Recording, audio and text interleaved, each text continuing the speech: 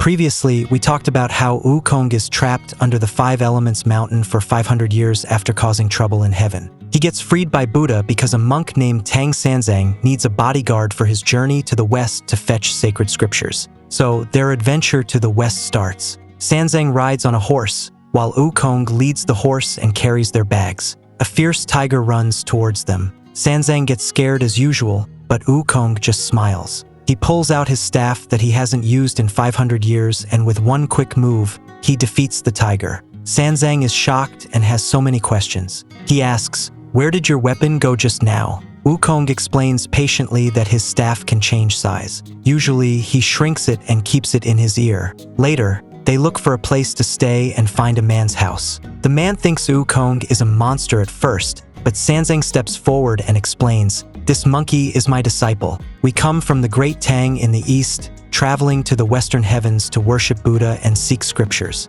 We would like to stay here for the night." The man, seeing Sanzang's sincere face, agrees to let them stay. However, he is still afraid of Wukong. Hearing this, Wukong jumps out and says, "Hey, you really can't see clearly. I've met you before when you were a child chopping wood." The man then remembers Wukong is the monkey that had been trapped under the mountain and agrees to let them stay. That night, Sanzang uses the skin of the tiger that Wukong defeated earlier to make a warm coat for Wukong. Suddenly, they hear a noise outside. It is two bandits trying to kidnap the man's granddaughter. Wukong quickly kills one of the bandits. The other bandit tries to escape on Sanzang's white horse, but he doesn't get far before a white dragon suddenly appears and swallows the horse. The dragon accidentally leaves behind a jade pendant, which Wukong picks up. Wukong chases after the white dragon, wanting it to spit out the white horse. The dragon transforms into a human shape and fights Wukong, but neither can defeat the other. Seeing Wukong is too strong, the dragon runs into the water to hide. The next day, after losing their horse, Sanzang and Wukong get ready to continue their journey west. But the brothers of the bandit who died the day before come to seek revenge. Wukong kills all of them, takes their things, and comes back laughing. Sanzang is very upset about this. He thinks that even though the bandits were bad, they didn't deserve to die, and he's upset that Wukong doesn't seem to have any kindness or mercy. Sanzang lectures Wukong, who gets really annoyed because he doesn't like being criticized. Finally, Wukong shouts, "I'm leaving!" and disappears, leaving Sanzang alone and worried, thinking about how Wukong doesn't listen to his advice. With no choice left, Sanzang packs up and continues on his own. He gets very thirsty on the road and meets an old lady who gives him a bowl of water. She also gives him a hat and tells him it's for his disciple. Then, the old lady turns into Guanyin. Sanzang bows to her and Guanyin tells him there's also a spell that goes with the hat. If Wukong doesn't obey Sanzang, Sanzang can recite the spell to control him. Meanwhile, Wukong is drinking and chatting with the Dragon King of the Eastern Sea to ease his mood. The Dragon King, after hearing why Wukong left, reminds him, "Great sage, if you don't take care of Tang Sanzang and don't take teachings, you're just a demon and you'll never achieve true enlightenment." Wukong decides to go back to Sanzang. The Dragon King notices the jade pendant Wukong found and tells him it belongs to his nephew. On his wedding night, the nephew discovered that his fiancée was unfaithful. In his anger, he smashed the bridal chamber and destroyed a pearl given by the Jade Emperor, breaking the heavenly laws. As a punishment, he was confined to a small lake to suffer. Wukong returns to Sanzang and sees the beautiful hat. As soon as he puts it on, Sanzang recites the spell to test it. Immediately, Wukong starts yelling about his headache. The hat turns into a golden headband and tightens around his head, causing him pain. When Wukong tries to hit Sanzang, Sanzang, scared, keeps reciting the spell. Wukong promises to listen to him from now on. At this moment, Guanyin appears and Wukong begs her to remove the headband, but Guanyin says Wukong is too disobedient and the spell will help control him. She gives Wukong 3 hairs, telling him they are for emergencies. Later, Wukong complains that they still don't have a horse, and Sanzang can't ride clouds like him, making their journey west very tiring. Just then, Guanyin tells them she has found the Dragon King's nephew and turns him into a white horse. He will accompany them on their journey west. As they continue, Sanzang's bag falls to the ground, revealing the shiny robe given by Guanyin, attracting the attention of a small demon in the bushes. They arrive at a monastery where the head monk, Elder Jinqi, hears that Sanzang is from the Great Tang and asks to see any treasures they might have. Wukong encourages Sanzang to show off the precious robe. Elder Jinqi, feeling competitive, claims he has many precious robes and shows them 800 robes. But Wukong thinks they're all too ordinary and insists on showing Sanzang's robe. Sanzang pulls him aside and warns, quoting an old saying, that precious items should not be shown to greedy and deceitful people, as it will only make them scheme. Wukong ignores this and shakes out the robe Guanyin gave to his master. Elder Jinqi's eyes widen at the sight of the glowing robe, and he begs to keep it overnight to admire, promising to return it in the morning. Sanzang, pointing at Wukong, blames him when the monk takes the robe away. The night after Elder Jinqi admires the precious robe, he comes up with a sneaky plan. He wants to keep the robe for himself and considers killing Tang Sanzang and Wukong. But when he sends his disciple to kill them, Wukong scares the disciple off. So, Elder Jinqi decides to set a fire to kill them and make it look like an accident, hoping no one will suspect him. He orders his people to prepare the firewood. Meanwhile, Wukong transforms into a monk and overhears the others talking about Elder Jinqi's plan to burn Sanzang alive. Quickly, Wukong somersaults to heaven and borrows a magical item that protects against fire. He covers both Sanzang and the white horse with this magical item to keep them safe from the fire. The next morning, Tang Sanzang wakes up to see the monastery in ruins. His first thought is that Wukong might have set the fire. But Wukong just laughs and explains that it was Elder Jinqi who started the fire to steal their precious robe. Meanwhile, Elder Jinqi wakes up to find the robe he stole missing and the monastery burned down. As he walks through the debris, a burned beam suddenly falls and kills him. Sanzang thinks about how being greedy caused so much trouble. He realizes that bad intentions can often end up hurting the person who has them. Wukong wants to find his master's robe, but can't find it anywhere. Wukong wonders if a nearby monster might have stolen the robe.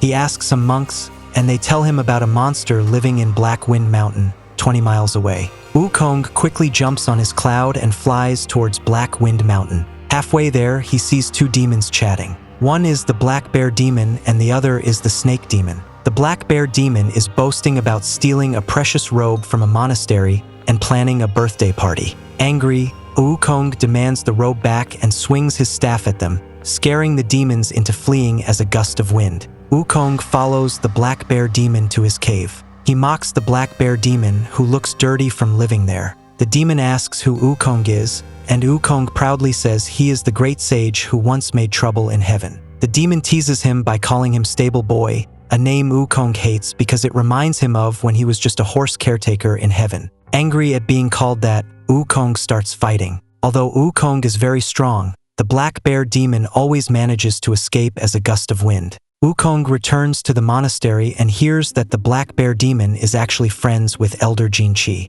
So, he transforms into the appearance of Elder Jinqi and goes to Black Wind Cave. He tells the Black Bear Demon he wants to admire the stolen robe. However, in his excitement after getting the robe back, Wukong turns back into his original form, and the Black Bear Demon, seizing the moment, turns into wind with the robe and escapes again. Feeling frustrated, Wukong remembers that the monastery worships Guanyin. He flies to the southern sea to find her, complaining that she lets demons cause trouble even though people worship her. Guanyin decides to help him because she respects Sanzang. Together, they go back to Black Wind Mountain. When they land, they meet a Taoist priest who is really the snake demon in disguise, holding two magic pills. He's going to the Black Bear Demon's birthday party. Wukong quickly hits him with his staff and kills him. Wukong tells Guanyin his plan. Bodhisattva, you transform into that Taoist priest, and I'll turn into the magic pill he was holding. Then, you take me as the pill to the Black Bear Demon.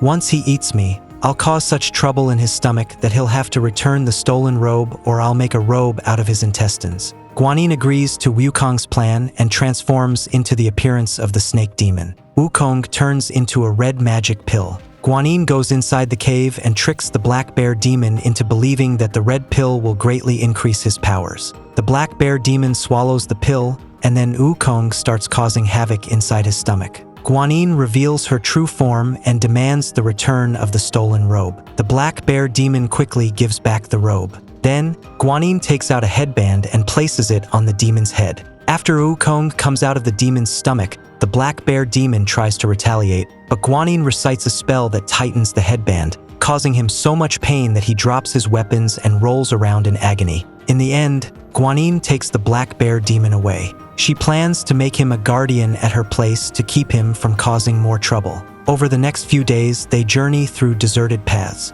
As dusk falls and they wonder where to stay, they see a young man sleeping by a rock. Wukong approaches to ask for directions, but the young man is startled by Wukong's appearance and tries to run away, yelling, "Not another monster!" Curious, Wukong asks him why he mentioned another monster. The young man reluctantly explains that he's from Gao village. He is a servant of the Gao family. The family's youngest daughter has been captured by a demon who refuses to end their forced marriage and has locked her up for 6 months. The family sent him to find someone to defeat the demon, but so far, he has only met ineffective monks and dishonest Taoists. Hearing this, Wukong excitedly declares that demon fighting is his specialty and insists on helping. They arrive at Mr. Gao's house, where Tang Sanzang introduces himself, mentioning his mission to seek scriptures in the West. Mr. Gao invites him in. As Wukong follows, Mr. Gao complains about already dealing with a troublesome son-in-law and now having another strange guest.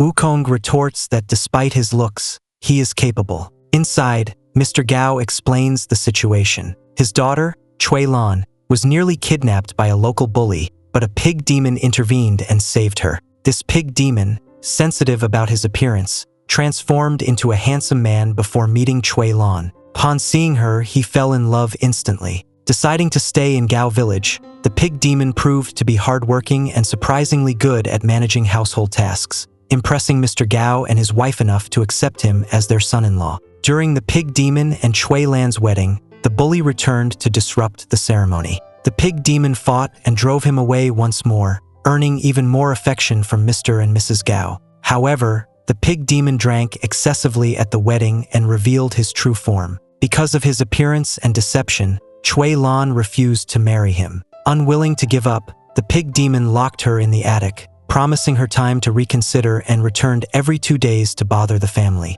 That night, as the pig demon is expected to return, Mrs. Gao leads Wukong to the attic to rescue Cui Lan. Wukong blasts open the attic door, and the mother and daughter reunite tearfully. Wukong tells them he'll wait in the attic for the pig demon. That evening, right on time, the pig demon arrives at the attic and asks if he can enter. Inside, Wukong transforms into the appearance of Cui Lan and warmly welcomes him. He then asks the pig demon about his background. The pig demon reveals that he was originally the celestial marshal Tianpeng in heaven. At a big party in heaven, he saw Chang'e, the moon goddess, and thought she was very beautiful. After he had too much to drink, he tried to seduce her. Because of his inappropriate actions, he was exiled from heaven. He accidentally reincarnated as a pig, which is why he looks like he does now. After hearing his story, Wukong reveals his true form and prepares to teach him a lesson with his magic staff. The pig demon tries to fight back with his rake, but he's no match for Wukong. Wukong tells him to leave the area, but the pig demon explains he can't because Guanyin has instructed him to stay there, wait for a monk, and protect him to fetch sacred scriptures. Realizing the connection, Wukong brings him back to Sanzang, where he promptly kneels and refers to Sanzang as master, explaining Guanyin's instructions. Delighted, Sanzang accepts him as his third disciple, giving him the name Pigsy. In gratitude for Pigsy's past help, the family gives him new clothes as he prepares to leave. Pigsy looks back at Cui Lan with reluctance, then follows Sanzang as they continue on their journey. They passes through Yellow Wind Mountain when suddenly a fierce tiger leaps out, startling Tang Sanzang so much that he falls off his horse. Pigsy grabs his rake, ready to fight, and charges at the tiger. The tiger then stands up, tears open its chest with its claws, and transforms into a demon. Wukong joins Pigsy to help. The tiger demon devises a clever escape by peeling off its skin and covering a rock with it, then turning into a gust of wind to circle back to Tang Sanzang. This deceives Wukong and Pigsy, who realize too late that they've been tricked when they find just the tiger skin on the rock and discover that Tang Sanzang is missing. The tiger demon, having captured Tang Sanzang, presents him to the Yellow Wind King in the Yellow Wind Cave. However, Wukong and Pigsy quickly locate them and a fight ensues. During the battle, Wukong uses his ability to create clones from his hairs, multiplying his presence and overwhelming the Yellow Wind King. the Yellow Wind King blows a yellow wind at Wukong's face, causing Wukong to go blind. Blinded and disoriented, Wukong runs around the mountain, calling out for Pigsy. Hearing Wukong's shouts, Pigsy rushes to his aid. As this is happening, a deity passing by notices the trouble that Tang Sanzang and his disciples are in. The deity transforms into a doctor and conjures up a house, where she treats Wukong with a medicinal ointment. The next morning, Wukong wakes up to find that his vision has been restored, much to his relief. However, he and Pigsy are puzzled to find that the house has disappeared and they are lying on the ground. It turns out the deity had left after treating them during the night. Wukong, knowing how powerful the Yellow Wind King is, decides to be cautious. Instead of fighting him directly, he turns into a mosquito to spy on him first. While in his mosquito form, Wukong overhears the Yellow Wind King worrying that Wukong might bring reinforcements to fight him, though he's only really scared of one powerful deity, Lingji Bodhisattva. Taking this information, Wukong flies up to heaven to ask for Lingji Bodhisattva's help to deal with the Yellow Wind monster. Wukong dives down and smashes the door of the Yellow Wind cave with his staff. This angers the Yellow Wind King, who comes out to fight. Just as the king is about to use his powerful wind attack, Lingji Bodhisattva throws a magical staff from the sky, which transforms into a golden dragon with 8 claws. The dragon grabs the monster, smashes it to the ground, and reveals its true form, a rat. Lingji Bodhisattva explains that the Yellow Wind King was originally a rat who had achieved some spiritual power at the foot of Mount Ling but fled after stealing sacred oil, turning into a demon causing trouble in this area. Lingji Bodhisattva then takes the rat away. Later, the group reaches the Flowing Sands River, where a river demon with a shovel jumps out and fights Pigsy. Pigsy can't beat him, so Wukong helps and pushes the demon back into the water. Concerned about how to cross the river, Wukong instructs Beiji to lure the demon out, but the demon refuses to come ashore. A disciple of Guanyin arrives and reveals that the river demon was once the curtain-lifting general in heaven. During a time when Wukong caused chaos in heaven, the Jade Emperor was displeased and happened to punish the general for breaking a precious lamp, banishing him to suffer in the river. This situation was ironically a consequence of Wukong's previous actions. Guanyin's disciple calls out to the river, saying, "Sandy, your master is here." It turns out that the river demon, Sha Wujing or Sandy, is the last person Guanyin had arranged to join the journey to retrieve the sacred scriptures. Sandy comes out of the water, meets his new master, and turns into a human form. Guanyin's disciple gives them a gourd to help them cross the river, and they continue their journey together. They soon arrive at a wealthy mansion where the lady who lives there tells them she has 3 daughters and they are looking for husbands. She introduces her daughters, who are all very beautiful, and Pigsy can't stop drooling. Wukong, Sandy, and Tang Sanzang politely refuse the offer, but Pigsy has other plans. That night, he sneaks back to the widow, agreeing to become her son-in-law and even calls her mother. The lady of the mansion asks Pigsy which daughter he wants to marry. Greedy as always, Pigsy says he wants to marry all 3 daughters. The lady refuses and tells him to choose while blindfolded, saying he will marry whichever daughter he bumps into. However, it turns out to be a prank, and the 4 women just mock him. Next, they reveal their true identities. They are all goddesses in disguise, sent to test him. After the prank, they tie Pigsy to a tall tree overnight to teach him a lesson. Feeling ashamed, Pigsy promises to behave and faithfully follow his master on their journey to the west. Meanwhile, at 5 Villages Abbey, the master, Immortal Jinyuan, is about to leave to give a lecture. Before leaving, he instructs his 2 disciples to take good care of Sanzang and his group, who will soon pass by. Immortal Jinyuan explains that Sanzang's previous life was a disciple of Buddha, and they were close friends. He also tells his disciples to offer 2 ginseng fruits from the sacred tree in the backyard to Sanzang when he arrives. Soon after, Sanzang and his disciples arrive at the temple, where the 2 disciples warmly welcome them. Following their master's instructions, they present 2 ginseng fruits to Sanzang and explain that eating just one can extend life by 40,000 years. However, the fruit looks like a small child, which frightens Sanzang. He refuses to eat it and asks them to take it away. The disciples secretly laugh at his ignorance and eat the fruit themselves, unaware that Pigsy is watching. Pigsy goes to tell Wukong, who immediately becomes interested. Wukong sneaks into the backyard, picks 3 ginseng fruits from the tree, and shares them with Pigsy and Sandy. When the 2 disciples discover the theft, they confront Sanzang and his group, insulting them for their behavior. Unable to tolerate the insult, Wukong goes to the backyard, uproots the ginseng tree, and destroys it. The disciples, shocked and terrified, lock Sanzang and his group inside the temple, vowing to deal with them once their master returns. Encouraged by his disciples, Sanzang and his group try to escape during the night, but Immortal Jinyuan catches up with them. Using his magical sleeve, he captures them and takes them back to his temple. He ties them up and scolds them, especially Sanzang, for failing to control his disciples. Immortal Jinyuan plans to punish Sanzang first, but Wukong, fearing for his master's life, offers to take the punishment instead. Immortal Jinyuan uses his powerful 7-star whip, which even Wukong struggles to endure. Later that night, Wukong leads another escape attempt, but they are captured again and brought back to the temple. This time, Immortal Jinyuan threatens to fry them in a pot of boiling oil. Wukong destroys the pot but realizes they can't escape Immortal Jinyuan's powerful magic. So, he promises to find a way to revive the ginseng tree within 3 days. Wukong visits various gods, but when they hear that it's Immortal Jinyuan's sacred ginseng tree that has been destroyed, they all shake their heads, saying they can't help. Desperate, Wukong seeks out his master, Patriarch Subhuti, only to find that he has left Moon Cave long ago, and the place is covered in dust. In case anyone doesn't remember, Patriarch Subhuti is the deity who taught Wukong the 72 transformations and the ability to somersault through the clouds 500 years ago. Despite being away, Patriarch Subhuti still cares for Wukong and sends him a message to seek help from Guanyin in the Southern Sea. Wukong goes to Guanyin for help. Although she scolds him for causing so much trouble, especially for damaging such a rare and ancient tree, she eventually agrees to help and restores the ginseng tree to life.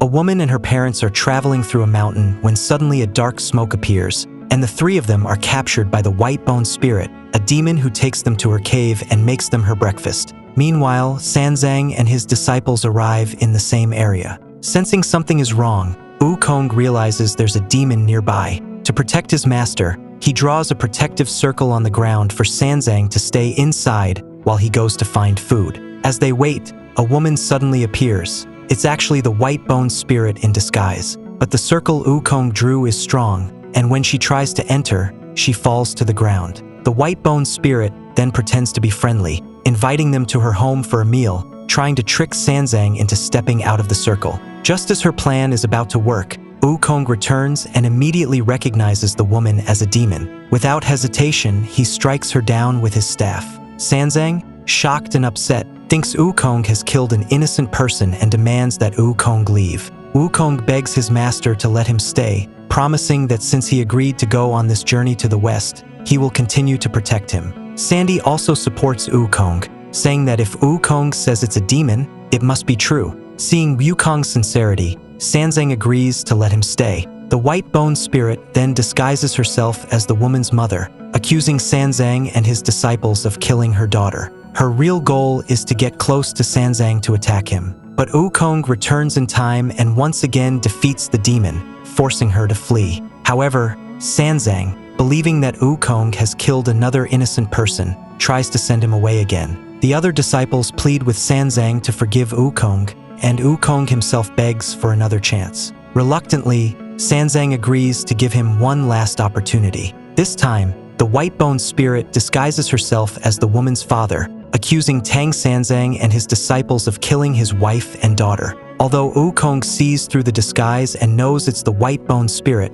he's hesitant to act because of his master's earlier warnings. The cunning White Bone Spirit then creates a fake decree from Buddha, trying to drive a wedge between Tang Sanzang and his disciples. The fake decree claims that if they don't get rid of the evil disciple, referring to Wukong, they won't be able to obtain the true scriptures. Wukong, realizing the trick, prepares to kill the old man, but Sanzang recites the tightening spell of Wukong's headband, causing Wukong intense pain. Despite this, Wukong, thinking of his master's safety, endures the pain and strikes down the old man, revealing the White Bone Spirit's true form. This time, the demon is unable to escape and is killed by Wukong. When Sanzang sees this, he angrily scolds Wukong, accusing him of taking another life. He prepares to recite the tightening spell again, but Wukong quickly asks him to stop and look at the demon's true form. When Sanzang looks, he sees that the old man has turned into a skeleton. But Sanzang thinks the skeleton is something Wukong created to trick him.